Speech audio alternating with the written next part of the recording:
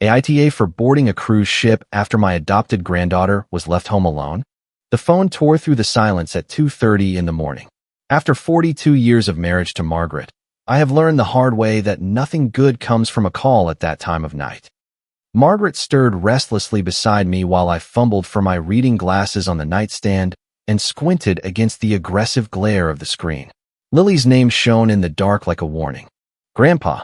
Her voice arrived broken, tiny, with every syllable choked by a sob.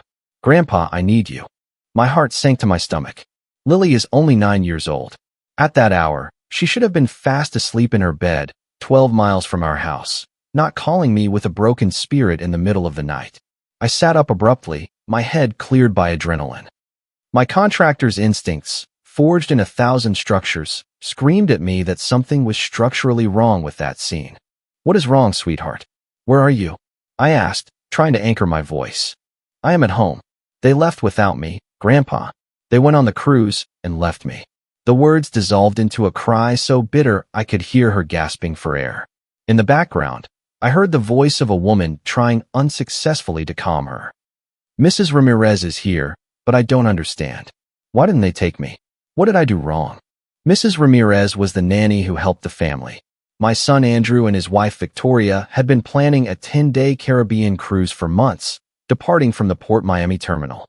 They were taking Ethan, their 12-year-old biological son. Lily had been crossing off the days on the calendar next to her bed for weeks. She was so excited that last Tuesday we went shopping together at the mall to buy her a new swimsuit. "Put me on with Mrs. Ramirez," I said with a harshness I could not help. Margaret was already sitting with her hand firm on my arm and worry etched on her face under the dim light of the lamp. On the other end, the nanny's voice sounded overwhelmed and confused. "Mr. Hayes, I am so sorry to call at this hour. Lily woke up an hour ago asking for her parents. I thought she had forgotten they were leaving early, but she insists she was supposed to go with them. She won't stop crying. I didn't know what else to do." "You did the right thing, Mrs. Ramirez. I am leaving right now. I will be there in 20 minutes.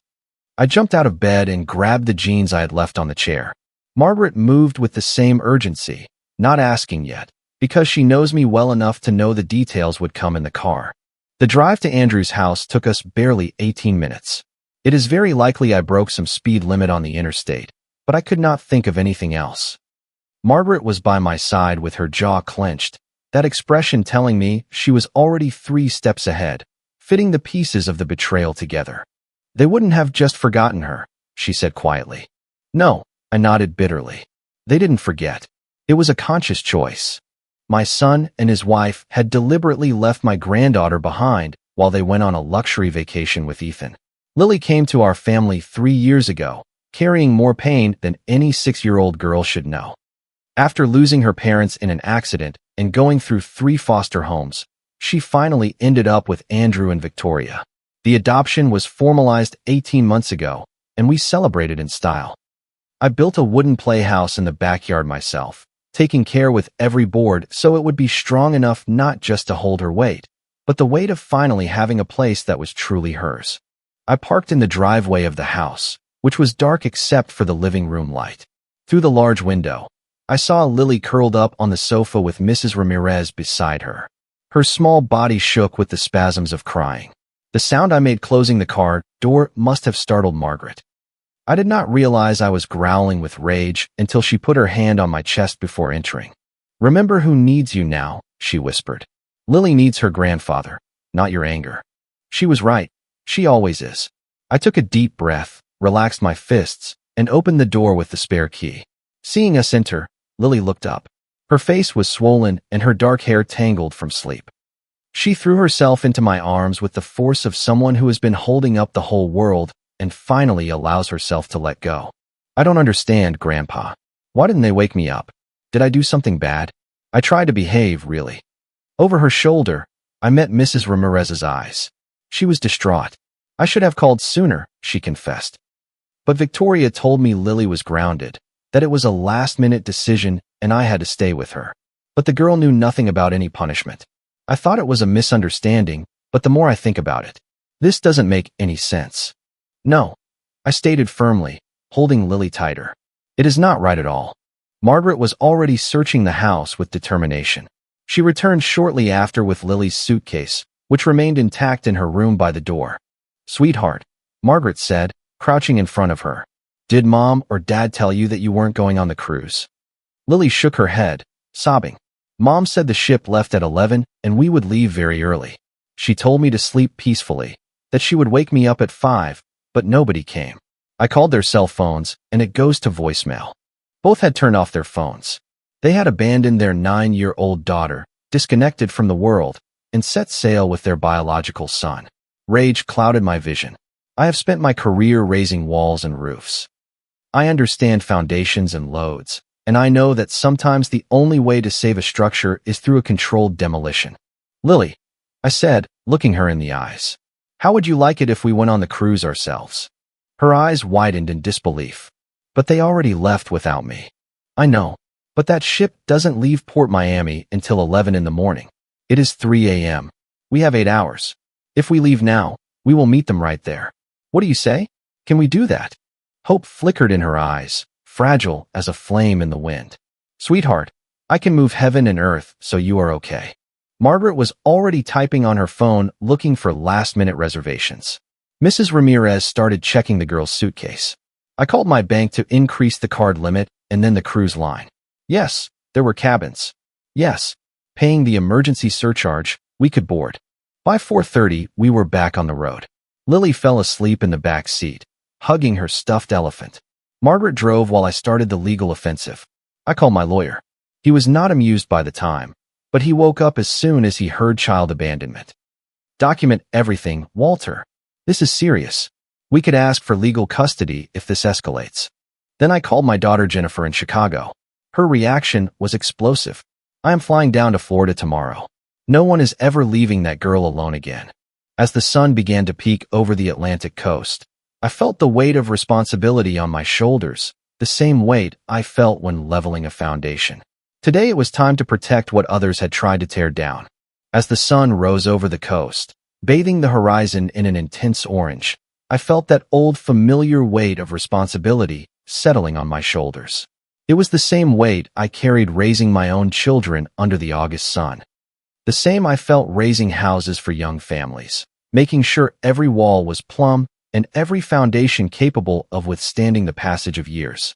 This was not a simple trip. It was a protection mission. It was about ensuring that a girl broken by abandonment knew once and for all that she mattered more than any vacation plan. We arrived at Port Miami at 9:45. The terminal environment was the usual Saturday chaos. Families running with overflowing suitcases, rideshare drivers making impossible maneuvers, and children jumping with excitement. Lily was unusually quiet, squeezing my hand so hard it hurt.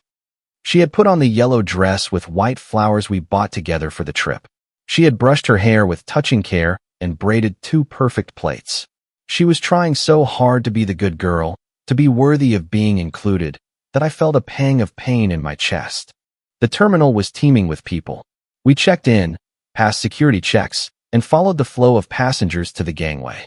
Lily looked around with a mistrust that tore me apart, as if expecting a security guard to stop her to tell her she had no place in that luxury. "Grandpa," she whispered as we walked up the glass ramp. "What if they get mad at me for coming?" I stopped dead and knelt to be at her eye level, ignoring the stream of tourists dodging us in a hurry. "Lily, look at me closely. You have done nothing wrong. Do you hear me? Absolutely nothing. Whatever happens on this ship, remember that we love you, that we want you here, and that you have every right in the world to enjoy this trip." She nodded, but the shadow of doubt remained. 3 years of stability with us could not erase 6 years of feeling like a burden, of going from center to center in one stroke.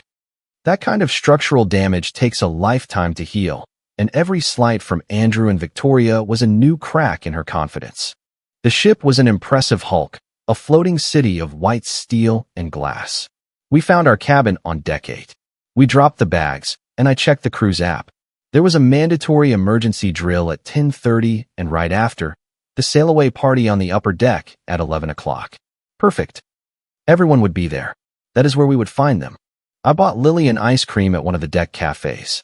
She ate it slowly with methodical caution, as if fearing someone would snatch it away at any moment.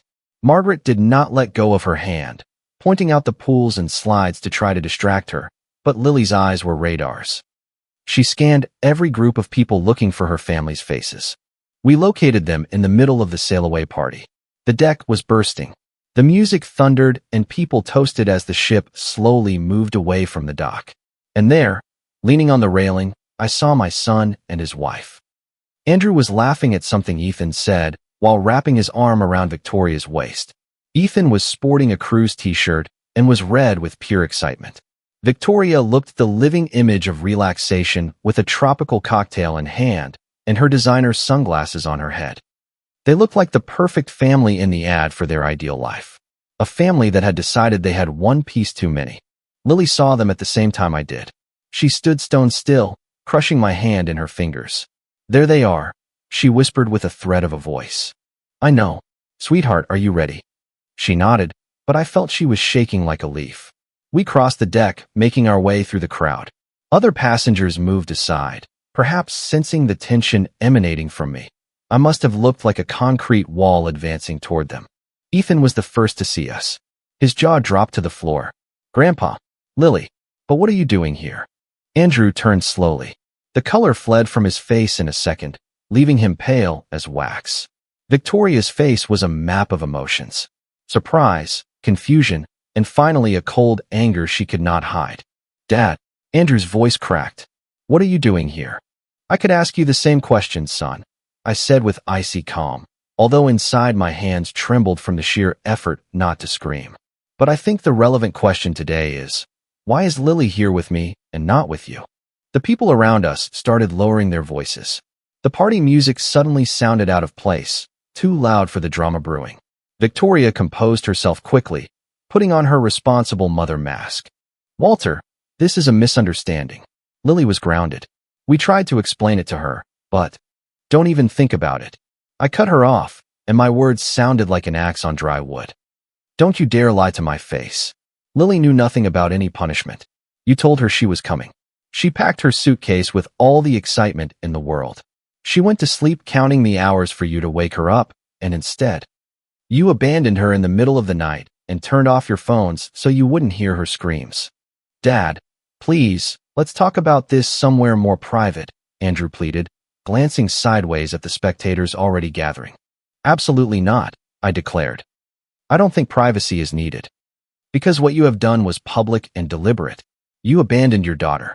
You brought your biological son on a luxury vacation and left the adopted girl at home as if she were a forgotten package. So we're going to talk right here in front of everyone so it is clearly seen what kind of father you are." Victoria's mask finished breaking. "You have no right to interfere in our decisions." Lily had to learn a lesson. "What lesson?" I interrupted with contempt. "That she isn't worth as much as Ethan? That deep down she isn't part of the family? What did you intend to teach a 9-year-old girl who has already spent half her life thinking nobody wanted her?" "That's not fair," Victoria shrieked. "I have done a lot for that girl. I took her in, gave her a roof, a bed. You gave her the appearance of a home," I corrected bitterly. "There is an abysmal difference. And as soon as it became inconvenient for you to take her, you brutally reminded her of her place in your hierarchy." Ethan looked at his mother with a mixture of fear and disappointment that broke my soul. Andrew looked like he was going to faint at any moment. His eyes jumped from Lily to me, looking for an exit that didn't exist. Lily hid behind Margaret's legs, small and broken. "Andrew," I said to my son, locking eyes with him, "look at your daughter. Look her in the face right now and tell me in the eyes that you did the right thing." He looked at her for the first time in a long time. He really saw Lily. He saw her flower dress, her half-melted ice cream, and how she bit her lip not to break down in front of strangers. He saw a 9-year-old girl who had just been betrayed by her hero. Something cracked in my son's expression. He broke completely. "My God," he whispered. "Lily, sorry." "No," Victoria intervened harshly. "Don't you dare apologize. We talked about it. We agreed." "You agreed," Andrew exploded, and his voice finally gained the strength of a man. "You decided Lily should stay for something that wasn't even her fault. And I went along with it because I am a coward and wanted to avoid a fight at home. I wanted peace. I sacrificed my daughter's heart to have a quiet trip, and that makes me exactly the kind of man my father taught me not to be." "Andrew, screamed Victoria, beside herself. "You are embarrassing me in front of all these people." "I am not embarrassing you. Your actions embarrass you." "I was wrong, Victoria. I should have stood up. I should have put Lily ahead of everything. And I didn't, and I will regret it all my life." He tried to approach the girl, but Lily took a step back, sticking to her grandmother's side. Andrew's look of pain upon seeing that his own daughter was afraid of him was devastating, and honestly, he deserved it. He had to see the real price of his domestic peace. "I think," I said, measuring every word with that calm that precedes storms, "that we all need to have a very long conversation about what is going to happen when this cruise docks again. But right now, the only thing that matters is that Lily has waited a long time for this vacation. And you are not going to ruin it for her anymore." I paused, staring at my son. "So this is what is going to happen. Lily is going to enjoy every activity she feels like. She is going to swim, stuff herself with ice cream, play with other kids, see every show, and get off at every port. And you two are going to dedicate this time to thinking very seriously if you are capable of being the parents she deserves or if you are just playing house." "Dad, please, don't talk to me like that in front of people," stammered Andrew, ashamed. "I paid for my own cabin out of my pocket." I cut him off sharply. "Lily stays with Margaret and me. You want to see her? You asked permission. You want to apologize? You will do it when she is ready and feels safe, not when it suits you to relieve your conscience." I turned to my daughter-in-law. Victoria was beside herself. Her face was flushed, full of red blotches from pure contained rage. "And you, Victoria, are going to leave her alone, completely alone. Because if I see you do anything that makes that girl feel rejected or inferior one more time, I swear by what I love most that I will personally ensure that every passenger on this ship and every acquaintance in our city knows, in great detail, the kind of woman you are." "You can't threaten me like that," she hissed, trying to regain control. "It is not a threat. It is a promise from someone who knows what it costs to build a structure. I have spent 42 years building houses and teaching my son the difference between a solid foundation and a facade that only looks stable until you put a little weight on it." I thought he understood, but it seems some lessons take a lifetime to sink in. I took Lily's hand and turned around. Margaret followed us, protectively wrapping her arm around the girl's shoulders like a wolf guarding her cub. Ethan intended to follow us, but Victoria grabbed his arm tightly. "Ethan, no, you stay here with us." The boy froze for a second, looking with desperation at the abyss that had just opened between his parents and us. Then, with a gesture of determination that reminded me of my own youth, he broke free from his mother's grip with a yank and ran toward us. "Lily, wait." She turned, and he squeezed her in an almost desperate hug. "I didn't know, Lily. I swear to God I didn't know they were leaving you on land. Mom told me you would meet us here directly. I've been waiting for you at breakfast all morning. I really wanted to show you the kids' club. I am so sorry, really."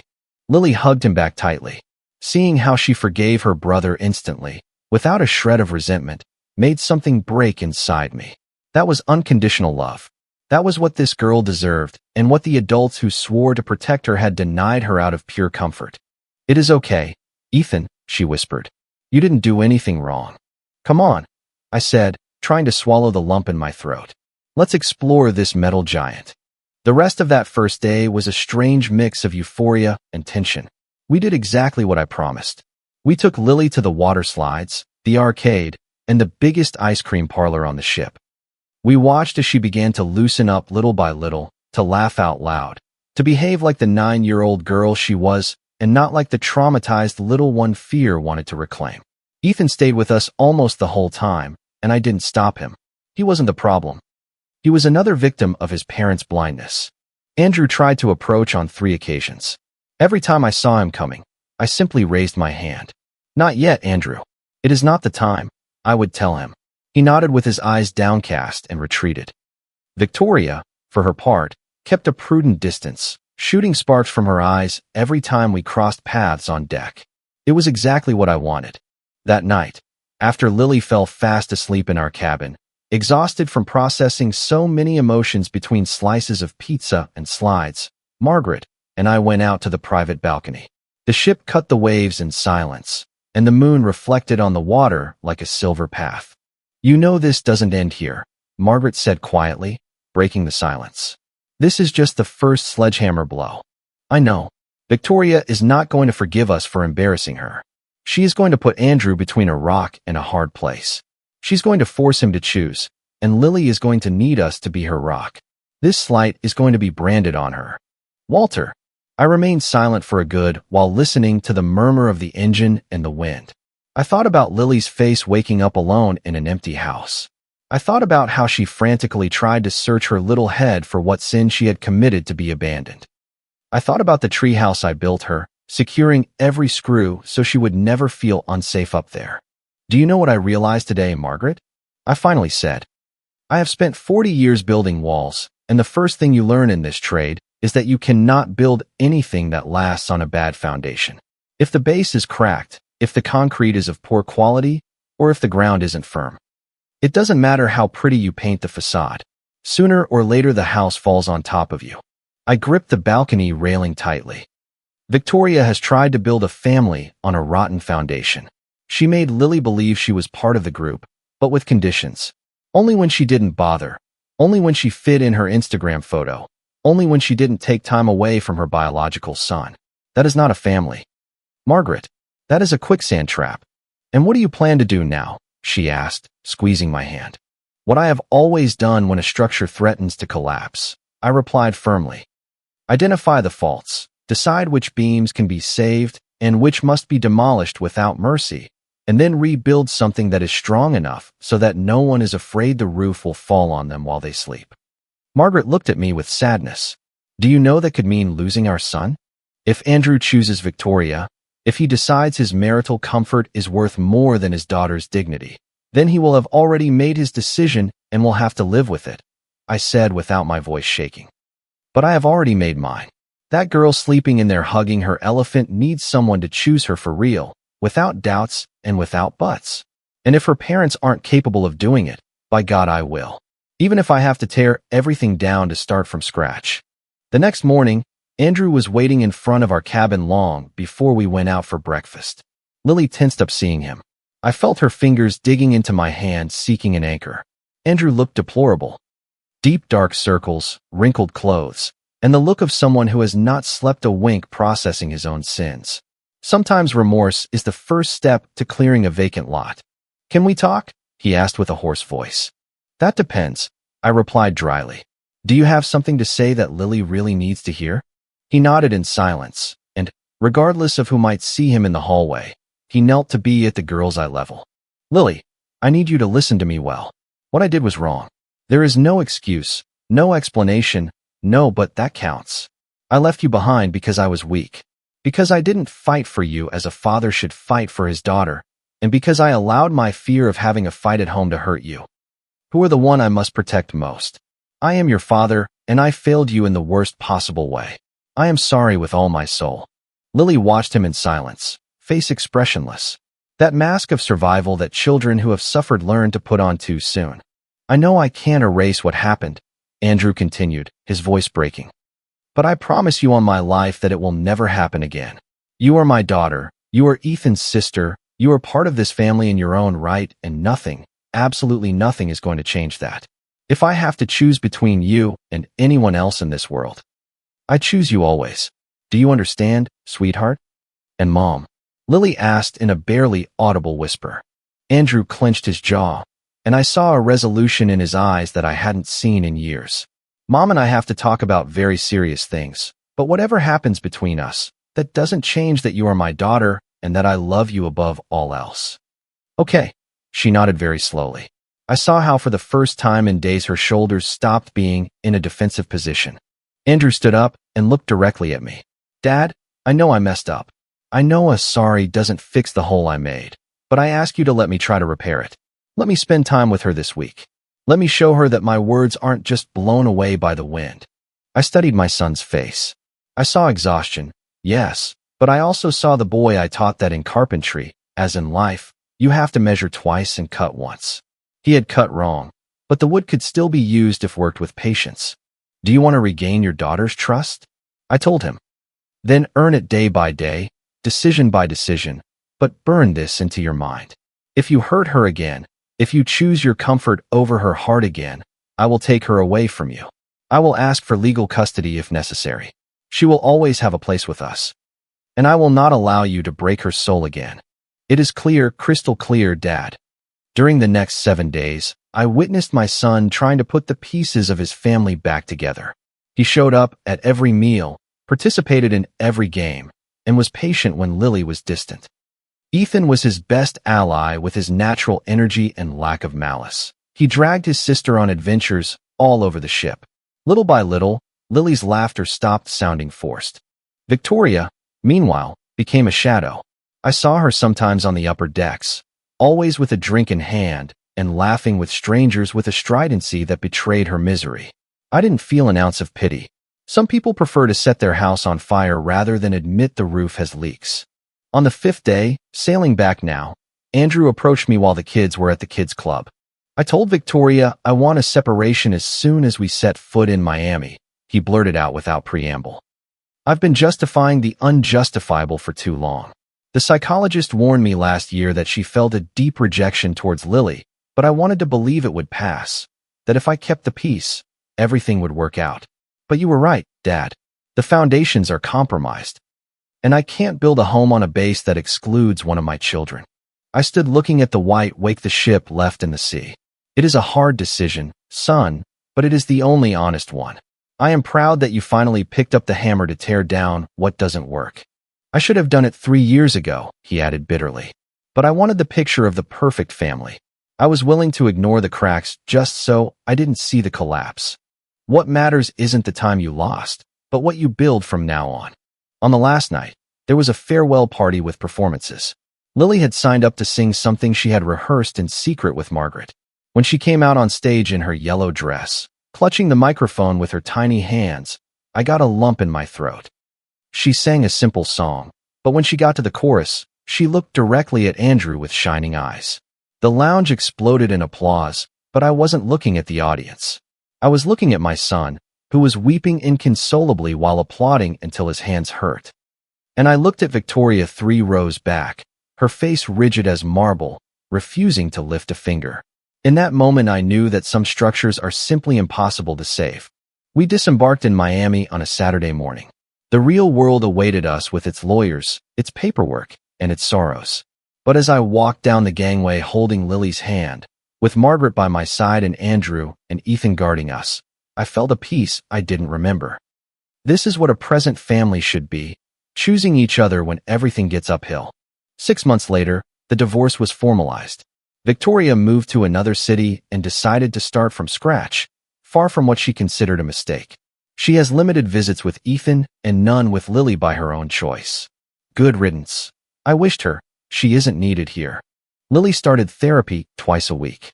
The nightmares returned for a while, that primal fear of being returned like a defective package. But with patience and the unconditional love of those of us who decided to stay, she began to heal. Andrew moved to a smaller condo, just him and the kids. I helped him renovate it, teaching Ethan the basic principles of carpentry. The 3 of them have built a new life. It is not perfect, but it is real. And above all, it has foundations of solid bedrock. Margaret and I see them almost daily. Lily comes home every Friday for what she calls Grandparents' Fridays. Sometimes we watch movies until late. Other times she simply wants to talk about the difficult things that come up in therapy. We listen. We are there. We remind her that she is chosen, that she is wanted, and that she is ours. I have built houses for 42 years and thought I knew what building structures was about. But it turns out the most important thing I helped build in my life wasn't brick and cement. It was a family willing to tear down its own walls to save a girl. Sometimes protecting means demolishing first what comes later. That is what lasts. And seeing Lily run through the backyard now, knowing that this ground won't move under her feet, that is, without a doubt, the best work of my life. Comment. I truly believe family is not defined by DNA, but by who shows up when it matters most. Real love is an active choice we make every day to protect the people placed in our care. Sometimes, standing up for what is right requires the courage to tear down unhealthy patterns and set firm boundaries. Healing from deep wounds takes time, but it becomes possible when we surround ourselves with people who value us without conditions. We all make mistakes, But the true measure of character is having the humility to admit them and the dedication to make things right. Never let anyone make you feel like your presence is a burden or that your worth is conditional. We should all strive to be a safe harbor for the vulnerable people in our lives. It is never too late to start over and build a new foundation rooted in honesty and genuine connection. I hope this reminds you that you deserve to be chosen, cherished, and loved exactly as you are. If you liked it, don't forget to leave a comment and support the channel by subscribing. See you in the upcoming stories.